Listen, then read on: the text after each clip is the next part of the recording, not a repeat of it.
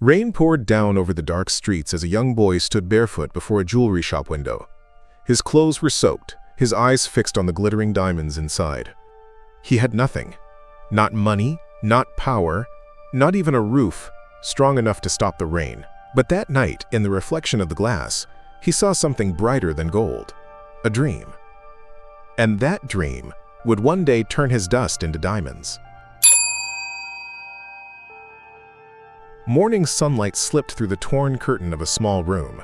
Aarav sat on the floor, surrounded by metal scraps, broken pencils, and an old sketchbook filled with jewelry designs.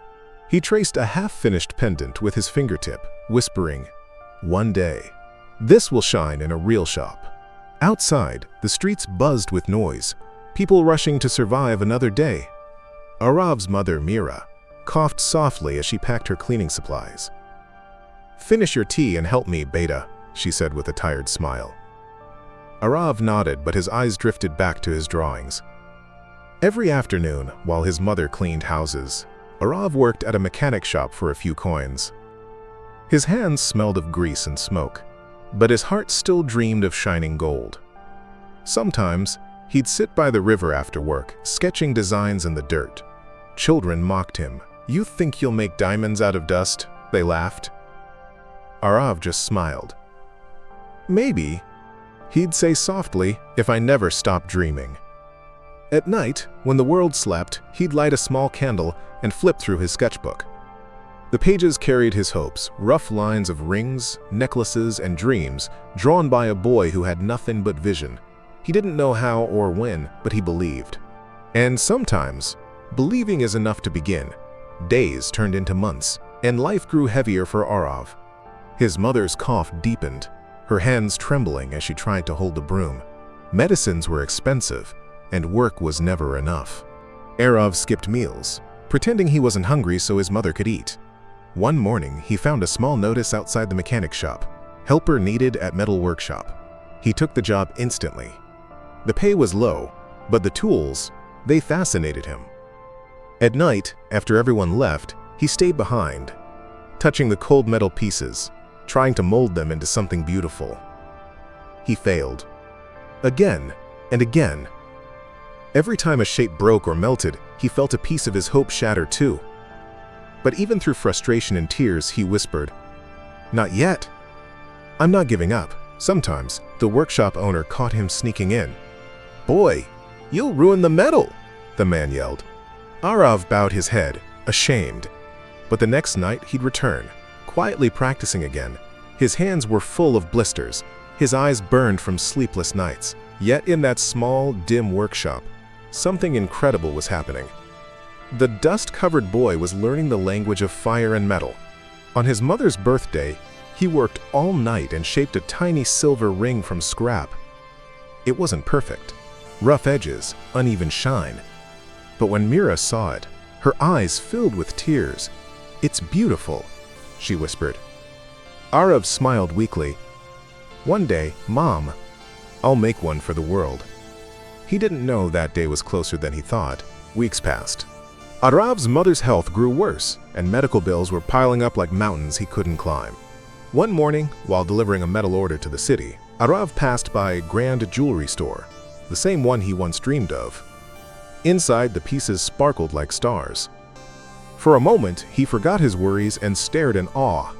He noticed a man in a white suit, the store owner, Mr. Rajan, one of the richest jewelers in the city.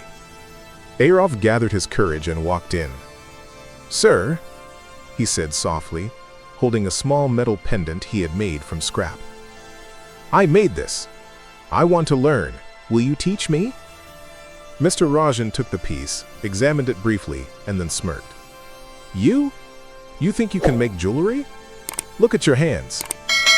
They belong in a factory, not in a design studio." Customers laughed. Aarav stood frozen, shame burning his face. He bowed his head and walked out, clutching the broken pendant. That night he sat under the street light, tears running down his face, staring at his calloused hands. For the first time he felt like giving up, but then he remembered his mother's voice. "Dust can turn into diamonds, Aarav, if it endures the pressure." He looked at the pendant again, broken, imperfect, yet his own creation. Aarav wiped his tears and whispered, then let the pressure begin. That night marked the birth of a new Aarav. Not the boy who dreamed, but the boy who built. The next morning, Aarav didn't return to the factory. Instead, he went to the junkyard. Piles of rusted metal surrounded him, but to him, it wasn't trash. It was treasure. He began collecting broken chains, scrap metal, and old wires. Each night, he sat under the same streetlight with a small fire, melting and shaping the scraps into jewelry. His hands blistered, but his eyes shone brighter than ever. At first, every pendant broke. Every ring bent wrong. But Aarav didn't stop. Days turned into weeks. Failure into progress. One evening, a woman who sold flowers nearby noticed his work. "These are beautiful," she said softly. "Can I buy one?" Aarav smiled shyly and gave her a small bracelet. The next day, she came again, this time with a friend who also wanted one. Word began to spread. People started buying his designs from the roadside.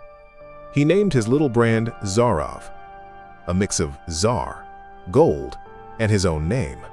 Soon, local shopkeepers began ordering small batches. Aarav reinvested every coin, buying better tools, better materials, and teaching himself design through old magazines he found in the trash. Months later, when he looked in the mirror, he saw a different boy. Tired, yes, but powerful. His eyes no longer carried fear, they carried fire. And one night, holding his newly crafted golden pendant, perfect and shining, he whispered, Mr. Rajan was right. My hands do belong in a factory, but one that I'll own someday." Years later, the city was brighter, faster, louder. But amidst the noise stood a jewelry store that people lined up to see. The glass shimmered with the name Aarav Jewels. Inside, the same boy who once stared through shop windows now stood in a black suit, fixing a diamond pendant for a new collection. His eyes, those same green eyes, still held that fire from the streets. A journalist approached him. "Sir, people say your story is like magic. How did you do it?" Aarav smiled gently, his voice calm but powerful. "There's no magic," he said. "Only madness. To dream when you have nothing, and to keep going when the world laughs." He stepped outside, and the rain began again, like the night his story began. Across the street, a little barefoot boy stood under the same kind of streetlight, watching Aarav's shop with wonder in his eyes.